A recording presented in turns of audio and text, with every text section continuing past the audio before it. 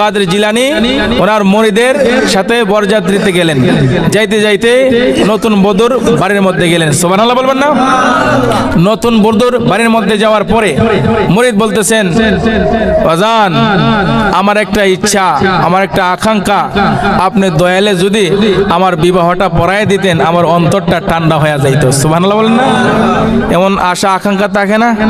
থাকে যে অমুক হুজুর যদি আমার বিবাহটা পড়াইতো আমার শান্তি লাগতো, আমার পীর সাহেব হুজুর কেবলা যদি আমার বিবাহটা পড়াইতো আমার মনটা ঠান্ডা হইতো। ঠিক তো তরুপ ওই বক্ত বলতেছেন, হুজুর আমার আশা আকাঙ্ক্ষা আপনি দয়ালে যদি বিবাহ পড়ান আমার অন্তরটা ঠান্ডা হয়ে যাইবে। সুবহানাল্লাহ। এই আরজি যখন জানাইছে, জানানোর পরে তখন গাউসে পাক আব্দুল কাদের জিলানী কি করলেন? গাউসে পাক আব্দুল কাদের জিলানী বললেন, আচ্ছা ঠিক আছে তোমার বিবাহটা আমি গাউসে পাক পড়াই দিব। সুবহানাল্লাহ বলবেন না? এই কথা বলার পরে গাউসে পাক আব্দুল কাদের জিলানী বিবাহ পড়াইতে গেলে সর্বপ্রথম মেয়ের কাছে যাইতে হয়। কথা বলুন ঠিক কিনা? কার কাছে যাইতে হয়? এই জিনানোর জন্য মেয়ের কাছে যাইতে হয়। গাউসে পাক আব্দুল কাদের জিলানী যখন এই জিনানোর জন্য গেছে গো, এই জিনানোর জন্য যাওয়ার পরে গাউসে পাক আব্দুল কাদের জিলানী একটু মুরাকাবার মধ্যে বসলেন। সুবহানাল্লাহ। মুরাকাবার বসার পরে গাউসে পাক আব্দুল কাদের জিলানী তো এখন নতুন বধূর বিবাহ পড়াই নাই। গাউসে পাক আব্দুল কাদের জিলানী অনেকক্ষণ পর্যন্ত বসে আছে। অনেকক্ষণ পরে গাউসে পাক আব্দুল কাদের জিলানী এজিন আনলেন। এজিন আনার পরে গাউসে পাক আব্দুল কাদের জিলানী কি করলেন? বিবাহ কমপ্লিট করলেন। বিবাহ কমপ্লিট করার পরে গাউসে পাক আব্দুল কাদের জিলানী মুরিদকে বলতেছেন, তোমার একটা কাজ করতে হবে। মুরিদ ডাক দিয়ে বলেন, হুজুর কি কাজ করব? এবার গাউসে পাক আব্দুল কাদের জিলানী বলতেছেন, তুমি তোমার নতুন বধূর সাথে যাইতে পারবা না, তুমি আগে আগে যাও, তোমার নতুন বধূ পিছনে পিছনে আসতেছেন। একটু চিৎকার মেরে বলি সুবহানাল্লাহ। এই কথা যখন আব্দুল কাদের জিলানী রাহমাতুল্লাহি আলাইহি বললেন, মুরিদ তো কোনো কিছুই বুঝতে পারতেছে না। যদিও বুঝতে পারতেছে না, পীর সাহেব হুজুর অর্ডার করছে, মানার প্রয়োজন আছে না নাই? জোরে বলুন, আছে না নাই? যেহেতু মুর্শিদ কেবলা অর্ডার করেছে গো, অবশ্যই মানার প্রয়োজন আছে, মানতে হবে। কি করলেন? ওই মুরিদরা আগে আগে গেলেন আর মুরিদের নতুন বধূ পিছনে পিছনে আসলেন। আল্লাহু আকবার বলেন। এবার যখন বাড়ির মধ্যে বসলেন, গাউসে পাক আব্দুল কাদের জিলানী বলতেছেন, মুরিদ তার একটা কাজ করতে হবে। এবার মুরিদ ডাক দিয়ে বলেন, বাজানো আবার কি কাজ করতে হবে?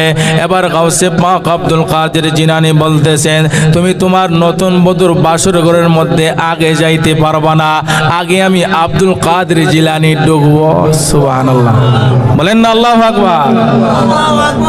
মুরিদ মনে মনে ভাবে, সর্বপ্রথম বলেছে আমি যাতে করে আমার স্ত্রীর সাথে না যাই, এখন বলতেছে আমার বধূর বাসর ঘরের মধ্যে আমি ঢোকার আগে আমার বাবাজান কেবলা ঢুকবে।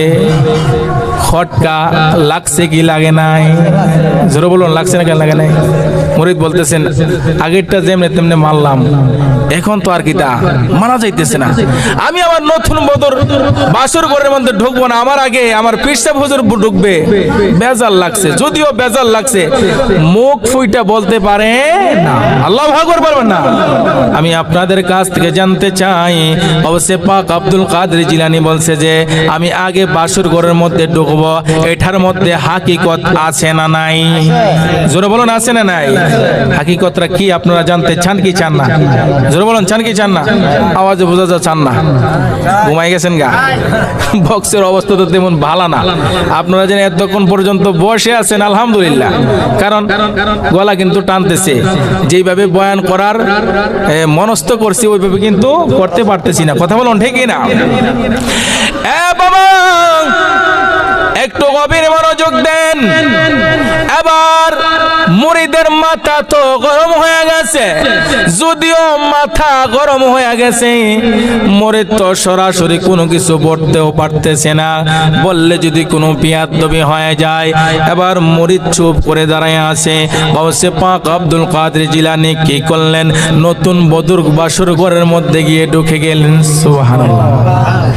গাউসে পাক আব্দুল কাদের জিলানী নতুন বধূর বাসর ঘরের মধ্যে যখন ঢুকে গেছে গো, ঢুকে যাওয়ার পরে কি করলেন? গাউসে পাক আব্দুল কাদের জিলানী টাস করে দরজাটা লাগায়া দিছে। সুবহানাল্লাহ বলবেন না? আব্দুল কাদের জিলানী যখন দরজাটা লাগায়া দিছে রে, এবার মুরিদের কষ্ট বাড়ছে না কমছে? মাথা গরম বেশি না কম? আরো বেশি। এক হইল বাসর ঘরের মধ্যে ঢুকছে, আর এক হইল দরজাটাও লাগাইয়া দিছে। আল্লাহু আকবার বলেন। দরজাটা লাগাইয়া 1 ঘন্টা না, 2 ঘন্টা না, 3 ঘন্টা না, 4 ঘন্টা না, 5 ঘন্টা আব্দুল কাদের জিলানী মুরিদের বউয়ের বাসর ঘরের মধ্যে কাটাইছেন। একটু চিৎকার মেরে বলি সুবহানাল্লাহ। 5টা ঘন্টা কাটাইয়া গাউসে পাক আব্দুল কাদের জিলানী 5 ঘন্টা কাটানোর পরে দরজাটা খুললেন। আল্লাহু আকবার। দরজাটা খোলার পরে এবার গাউসে পাক আব্দুল কাদের জিলানী মুরিদকে ডাক দিয়ে বলতেছেন, তুমি এখন তোমার নতুন বধূর বাসর ঘরের মধ্যে ঢুকো। সুবহানাল্লাহ।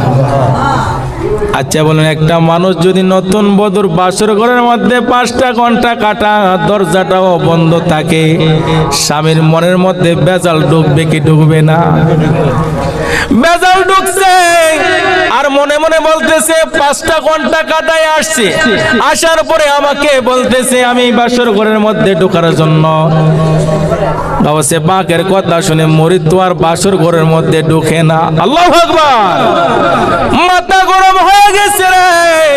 এই যুবক ভাইয়েরা, মুরব্বি বাবারা, একটু গভীর মনোযোগ দেন। এবার নতুন জামাই দাদিকে ডাক দিয়ে বলতেছেন, দাদি তুমি আমার পক্ষে একটা কাজ করবানি? দাদি বলেন, নাতি কি কাজ করতাম? এবার নাতি ডাক দিয়ে বলেন, দাদি গো তুমি আমার আগে বাসর ঘরের মধ্যে ঢুকো, আমার নতুন বধূকে জিজ্ঞেস করো আব্দুল কাদের জিলানী যে আমার নতুন বধূর বাসর ঘরের মধ্যে ঢুকছে, 5টা ঘন্টা কাটাইছে, কি করছে? আল্লাহু আকবার বলেন না? বলেন না ইয়া রাসূলুল্লাহ?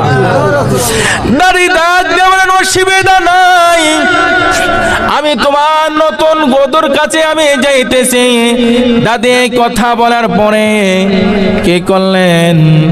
বাসর ঘরের মধ্যে ঢুকলেন। বাসর ঘরের মধ্যে ঢুকিয়া এবার দাদি নতুন বধূকে জিজ্ঞেস করতেছেন, তোমাকে আমি একটা কথা জিজ্ঞেস করব, সত্যি উত্তর দিবানি?